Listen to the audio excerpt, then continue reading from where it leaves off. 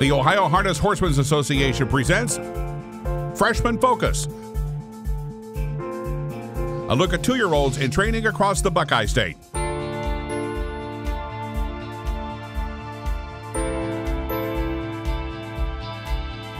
Freshman Focus is presented by Eldorado Scioto Downs. Racing begins June 11th with the next generation July 1st. By Sugar Valley Farms. Looking for your next quality standard-bred racehorse? Look no further than Sugar Valley Farms in Delaware, Ohio. And by the Ohio State Veterinary Medical Center, caring down to a science. Now here's your host, Roger Huston. Welcome to the 2023 edition of Freshman Focus. 12 trainers will be highlighted on this year's programs leading up to the next generation at Scioto Downs. And the first stop on our trip is in Londonderry, Ohio, the farm and training center for Steve Carter. After this important message, we'll return with our sit-down interview with ex-driver, now full-time trainer, Steve Carter. Racing returns to Eldorado Scioto Downs May 11th. Catch the excitement all summer long in the new grandstand. Racing Tuesday through Saturday nights. Tuesday and Wednesday post time is 3:15. Thursday through Saturday first race post time is 5:50. Mark your calendar to see the future stars with the $150,000 Next Generation on July 1st. Horse players earn points with Caesars Rewards program. Eldorado Scioto Downs. Racing returns May 11th. Welcome to our first edition of Freshman Focus for the 2023 racing season. And to start things off, we're in Londonderry, Ohio for our first guest of 12 coming up on Freshman Focus, Steve Carter, a gentleman who probably a lot of people don't remember was one of the top drivers here in the Buckeye State. Steve, do you remember those days? It seems like it was a lifetime ago, I'll be honest with you.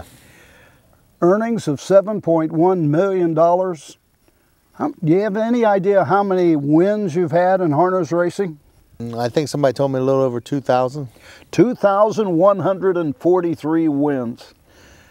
But right now it's just a trainer. Those driving days are years past. They are long gone. Like so many of us, driving and such plays a toll on you if you're not in tip-top shape, I guess. Well, I have no discipline, so I let my body go to hell. What's the relationship between you as a trainer and catch drivers? A guy like me, I'm almost totally dependent on, well, thank God I have a lot of experience, but I'm really dependent on the driver to tell me what they're doing at high speeds.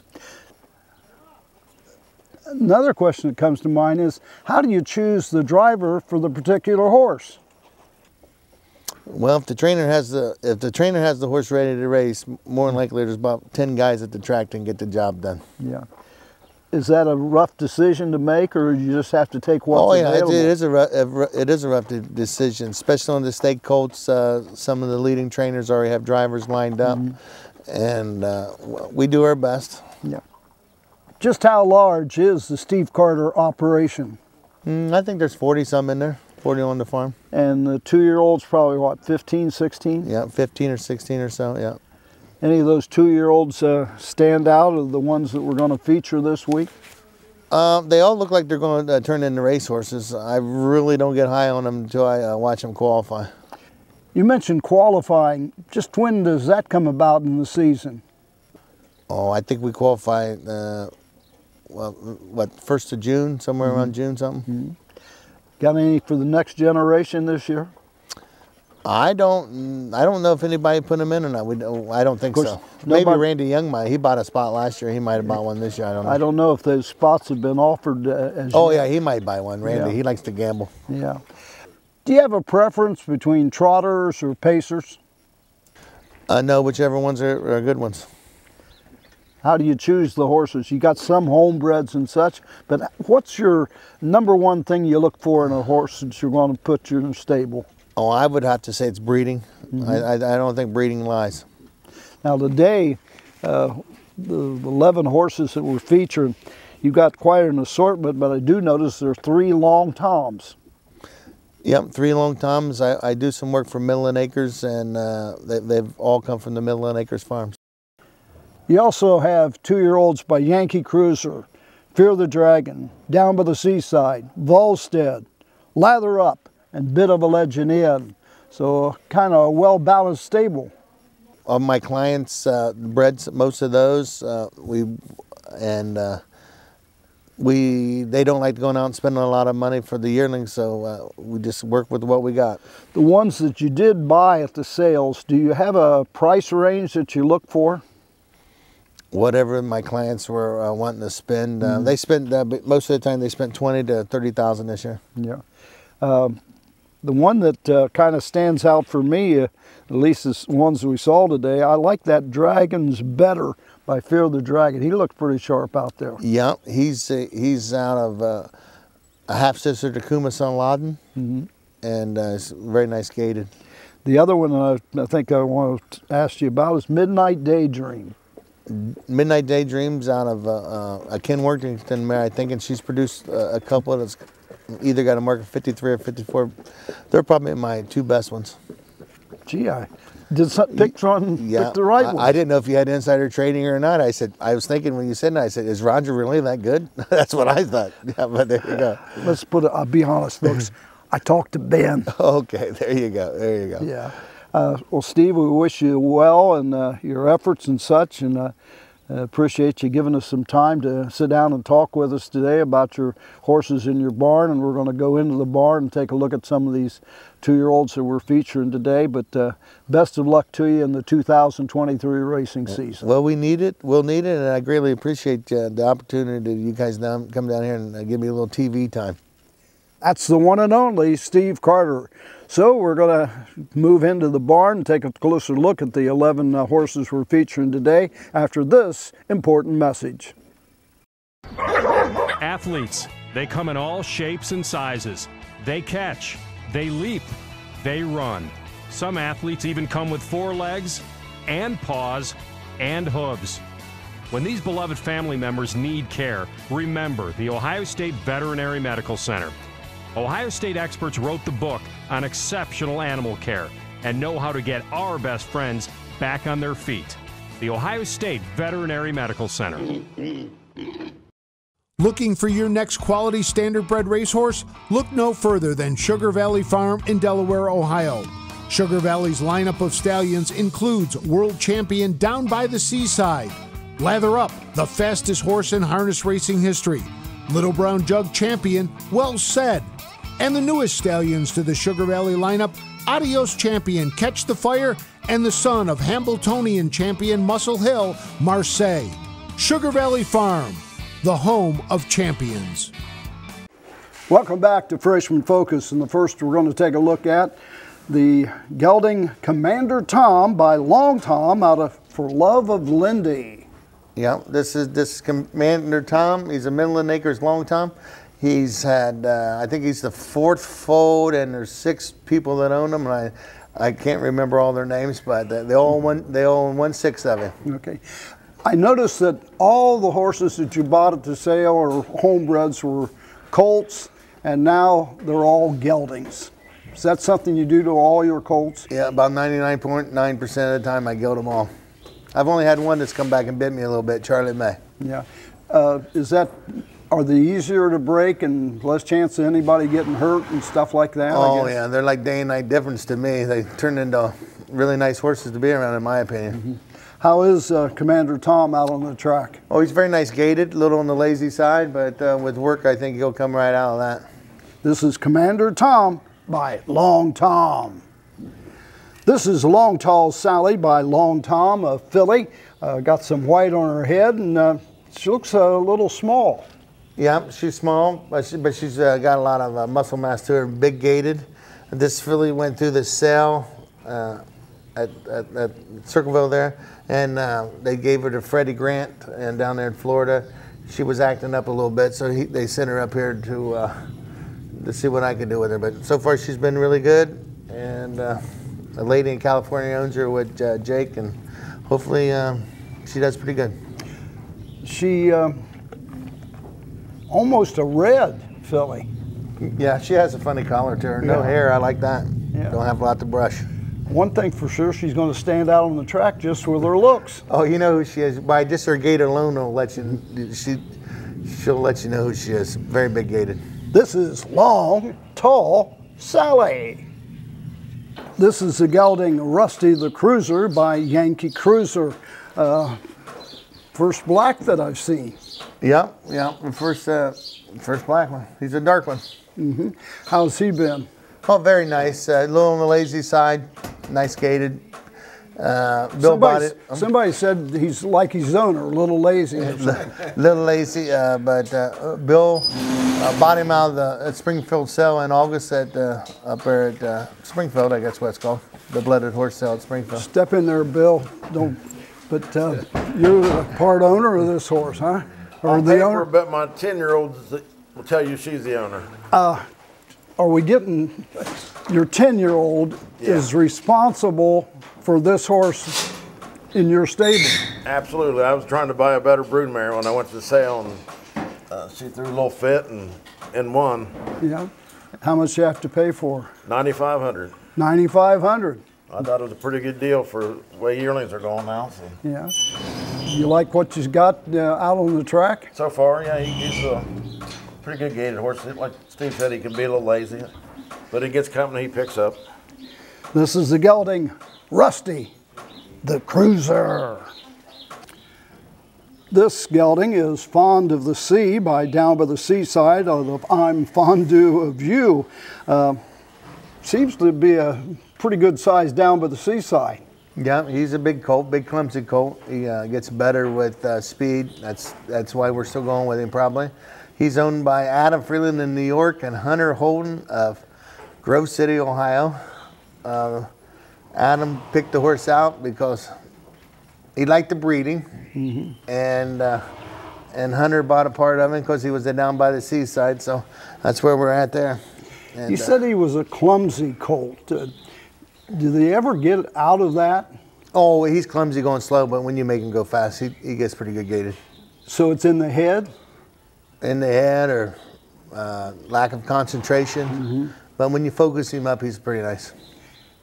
Is he past that clumsiness stage now, or is it still? No, it's there every day until you speed him up. Really? Oh, he's gotten a lot better, I would say, yeah. How's he been out on the racetrack as far as gait and such? We've been around 250 with our babies, so he's doing fine. We just staked him.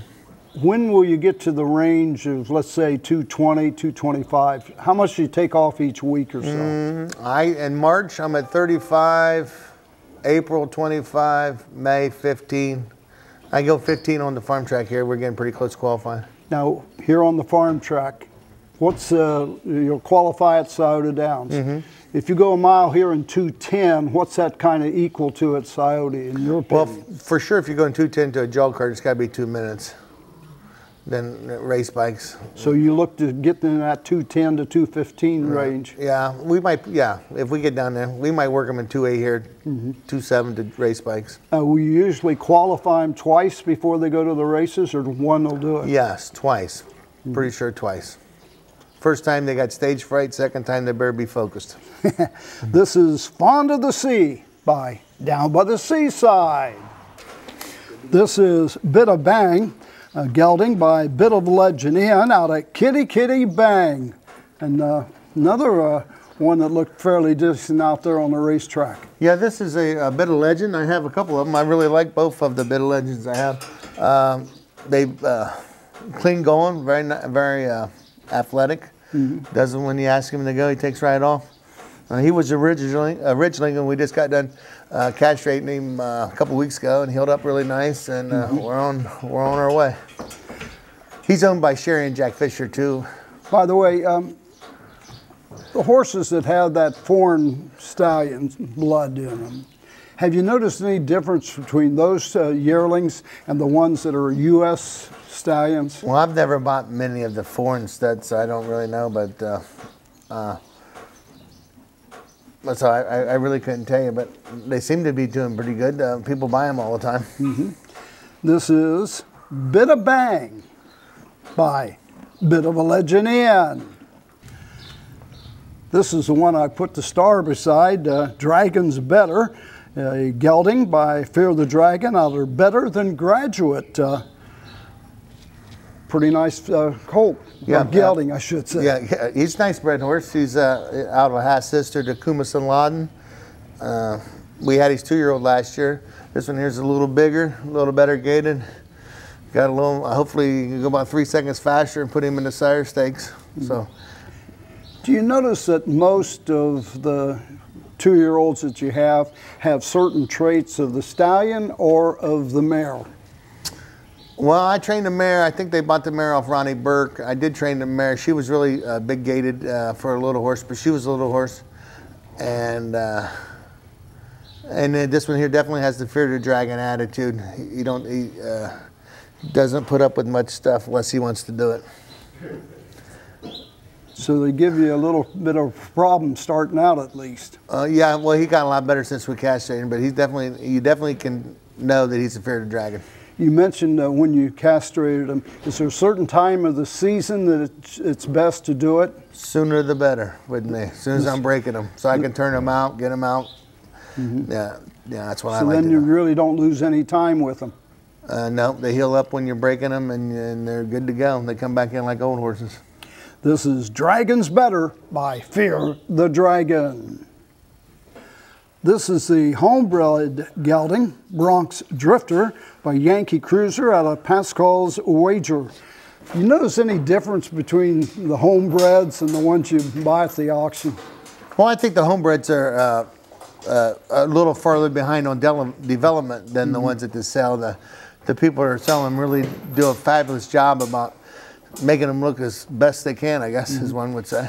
Do you break all of yours, or you send them out to the Amish, or what? This year, I think I only broke 1 or 2, and I sent them out to other people. Eric Nesro broke some. I had a couple of Amish guys break a couple. But this horse particular was bred by Sheila Hummel, and she got this mare out, the mother of this horse, out of where they give them to good homes. And Sheila went over and adopted the mare, had a couple babies out of her. She had a baby winning 50 out of her, a Big Bad John colt. So I think this horse got a little talent myself. You mentioned the Amish. They do a whale of a good job breaking youngsters, don't they? Yeah, the ones I noticed about the Amish, they have no, they can get a horse to do stuff rather quickly. Yeah. This is Bronx Drifter, a Yankee Cruiser gelding. This is the gelding All Lathered Up by Lather Up out of Moonlight Delight. First crop of Lather Up. Yep, this is the only Lather Up colt I got. Pace is pretty nice. He's owned by Steve Price. And he lives in Georgia there. He's a half brother to a mare I raced a few years ago, Riley Rue. Not doing too bad. Seems to be pretty athletic. He's a little rambunctious though. A little squirrely, a little nervous. I think it runs in his family. I got a Fear the Dragon filly. Just about like him. Out on the racetrack, does he get lathered up? Oh yeah, he gets a little up on the bit. He definitely. So some definite traits there. Yeah, exactly right. It is. This is out of the first crop of Lather Up. This is All Lathered Up. This is the filly Midnight Daydream by Long Tom, another trotting filly, and a good size trotting filly. Yeah, she's very nice, very nice, big and athletic. I like that about her. Midland Acres? Yeah, Midland Acres raised her. Jay owns part of her, and Brian Carsey and Adam Freeland. This is one of my better ones. I had him stake her in the race in Kentucky. For the fillies and some other stuff. Why do you think, at least right now, what gives you the idea that she's one of your better ones? Oh, she's very focused, very good gaited, big gaited, got some good breeding to her, and got a good attitude. She's just good eater, good healthy horse. When you say good attitude, that means she'll do what you want her to do? Right now, she's push button. Let's just hope she's push button all the way to 55. 155. Midnight Daydream by Long Tom. This is a filly, Legend N Cress, by Bit of a Legend N out of N Cress. N Cress, I remember that mare's name for one reason or another. She was in the Rose Cress family, the Cress family that Al Carroll raced a number of years ago. It was one of the best families in the state many years ago. Now, does that go back to, what was the 3-year-old you had last year, Trey Cruz? Trey Cruz, this is the mother of the Trey Cruz. Yeah. This, they bought this filly off the internet. It's middle and acre scratch and dent sale, and four people own her. And when you first looked at her, you go, you go, oh, why would somebody buy this one? That's what I said. As soon as you threw the harness on her back, they said, you went right home and took her, and I said, goodbye. That was a goodbye. Have you ever bought many horses off the internet like that? No. I got a flip phone, barely can work that. Yeah. How's this one been out on the racetrack, doing what you want them to do? Oh yeah, she's really nice gaited, great attitude. It's, the question on this one was how fast will she run? That's the only thing. No boots. Just whether she stops at 53 or 2-3. Clean as a whistle. Clean as a whistle. This is the filly, Legend N Cress.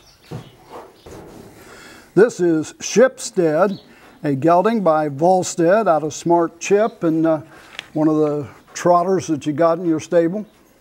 Yeah, this horse. Yeah, we bought him at Springfield sale there, the second go around, I believe. Joe Sobracco, Tracy Russell, Brian Carnsley, and Adam Freeland own 25% of him. Adam liked the Volstead trotter, so he took a shine to this one. And he also had his half brother that did him really well. You mentioned one name there that had an owner that really had quite a year last year, Joe Sobracco. Joe Sobracco, yeah, he's did really well in the horse business. I met him many years ago when he first got into it, and that's how, if you stay persistent and keep going at it, good things will happen for you. This is the Volstead gelding, Chipstead. Well, that wraps up our first edition of Freshman Focus here at the Steve Carter Training Center in Londonderry, Ohio. Next week, we'll be back with another edition of Freshman Focus, same time, a different location, however. Be there!